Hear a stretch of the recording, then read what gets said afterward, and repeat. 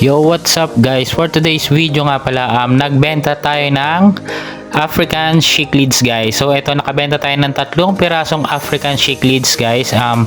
OB peacock, tapos tangerine cichlids, tsaka isang blue kenny guys. So itong dalawang cichlids na to, yung dalawang malaki dyan guys, breeder size na yan. So pwede na yan mag-breed guys.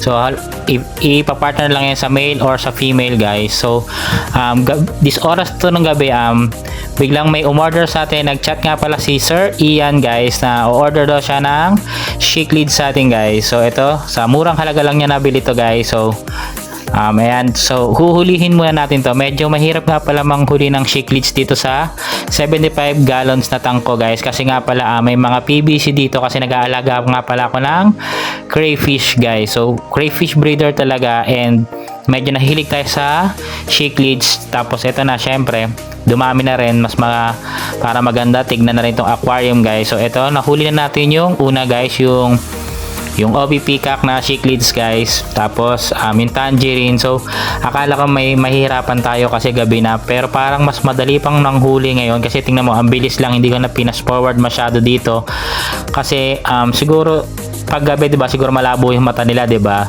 So madali ko lang sila nahuli, kasi kalimitan pag manghuli ako ng cichlids sa umaga, ang bilis nagtatago sila sa mga butas. Medyo dito lang ako natagalan doon sa maliit, doon sa blue kenny guys.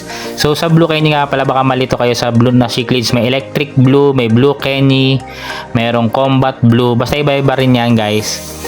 So ito nga pala, nahuli na natin yan, pinlastic na natin guys. So ano nga pala to, ibubuk lang ni Sir Ian to ng Lalamove guys. So abangan lang natin dun sa basketball court na lang tayo pupunta guys, diba, para hindi na maistorbo dito sa bahay.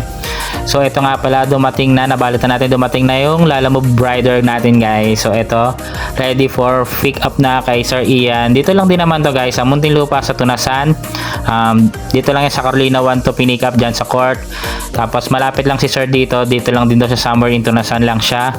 Kaso gabi na, kaya pinapick up na lang niya sa Lalamove guys. So ito naman, okay naman, nakarating dun sa tank niya. So magaganda nga rin pala yung mga isda ni Sir Ian guys. Meron din siya mga arwana, meron din siya mga Oscar, monster fish. Tapos meron din siya mga African cichlids. Ito nga pala si Sir Ian guys. So hanggang dito lang guys. So thank you for watching. Baka may gustong bumili ng mga cichlids dyan, crayfish, so PM lang kayo. Check natin kung ano yung available natin.